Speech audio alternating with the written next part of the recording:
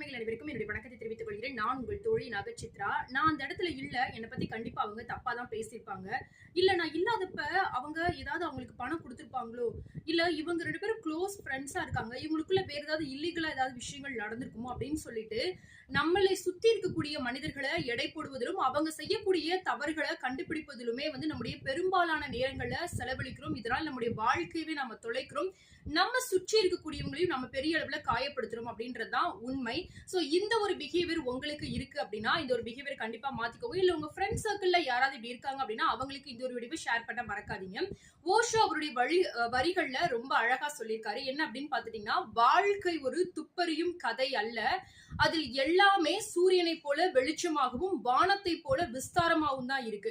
So அதனால இந்த துப்பறியும் அப்படின்ற இந்த ஒரு நோயில இருந்து நீங்க வெளியில வந்தீங்க அப்படின்னா, உங்களை சுற்றி நடக்கக்கூடிய எல்லாமே நல்லவையா தான் நடக்குது அப்படின்ற புரிந்து கொள்ளக்கூடிய தன்மை உங்களுக்குள்ளாக வரும். அதனால உங்களுக்கு இருக்கக்கூடிய அந்த நோயை எப்படி சரி பண்றது அப்படின்றதுல கவனத்தை செலுத்த உங்களுடைய வாழ்க்கைய நீங்க வாழ மறக்காதீங்க. உங்களுடைய இந்த ஒரு நோயால உங்களை சுற்றி இருக்கக்கூடியவங்களை காயப்படுத்தாதீங்க. உங்களுடைய வாழ்க்கையவும் தொலைக்காதீங்க. இந்த ஒரு வீடியோ உங்களுக்கு யூஸ்ஃபுல்லா இருந்தது அப்படின்னா லைக் பண்ணுங்க. உங்க ஃப்ரெண்ட்ஸ் அண்ட் ஃபேமிலிஸ்க்கும் ஷேர் பண்ணுங்க. மறக்காம சேனலை சப்ஸ்கிரைப் பண்ணுங்க. வேற என்ன மாதிரியான வீடியோஸ் வேணும் உங்களுக்கு அப்படின்றதையும் கமெண்ட்ல சொல்ல